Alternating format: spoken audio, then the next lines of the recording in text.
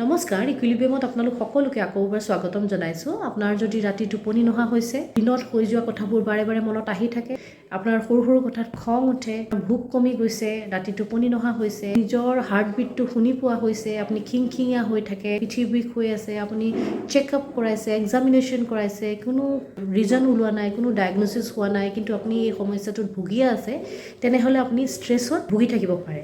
গতিকে ষ্ট্ৰেছ হোৱাটো কি বেয়া নেকি? ষ্ট্ৰেছটো একচুৱেলি এটা নৰ্মেল আমাৰ শাৰীৰিক আৰু মানসিক প্ৰতিক্ৰিয়া। যেতিয়া আমি এটা চেঞ্জেছ ফিল কৰোঁ, চেলেঞ্জেছ ফেচ কৰোঁ বা ডিমাণ্ড ফেচ কৰোঁ, সেই সময়ত এটা মানসিক আৰু শাৰীৰিক যিটো প্ৰতিক্ৰিয়া তাক ষ্ট্ৰেছ বুলি কওঁ। উদাহৰণস্বৰূপে আমাৰ ঘৰলৈ কোনোবা আলহী আহিছে, মোক এতিয়া ফোন কৰি ক'লে আমি আহি আছোঁ, সেই সময়ত আমাৰ যিটো টেনশ্যন হয়, যিটো ষ্ট্ৰেছ হয়, সেইটো এটা নৰ্মেল প্ৰতিক্ৰিয়া। মই খানাও বনাব লাগিব, মই ঘৰ চাফা কৰিব লাগিব, নিজেও ৰেডি হ'ব লাগিব, বা আমাৰ শিশুটো ৰাতিপুৱা যেতিয়া স্কুলত যায় আমি টিফিন বনাওঁ, তাক ৰেডিও কৰাওঁ, সেই সময়তো যিটো ষ্ট্ৰেছ হয় সেইটো এটা নৰ্মেল প্ৰতিক্ৰিয়া।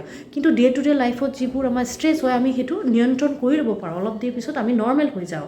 কিন্তু যদি এইটো ষ্ট্ৰেছ আপোনাৰ কণ্টিনিউৱাছ বহুত দিনলৈকে চলিয়ে থাকে, ডে টু ডেত যিবোৰ ষ্ট্ৰেছ হয় সেইবোৰ আপুনি চম্ভালিব নোৱাৰে, গোটেই দিনটো আপুনি ইৰিটেট হৈ থাকে, আপুনি টেনশ্যনত থাকে, তেতিয়া আপুনি প্ৰফেশ্যনেল হেল্প লোৱাটো জৰুৰী হৈ পৰে।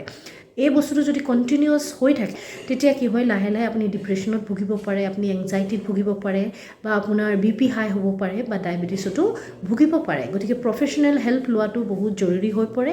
আপুনি চাইক'লজিষ্টৰ ওচৰতো যাব পাৰে, আপুনি চাইকেট্ৰিষ্টৰ ওচৰতো যাব পাৰে। চাইক'লজিষ্টৰ ওচৰত গ'লে তেওঁলোকে প্ৰথমতে আপোনাক থেৰাপি দি ট্ৰিটমেণ্ট কৰিব।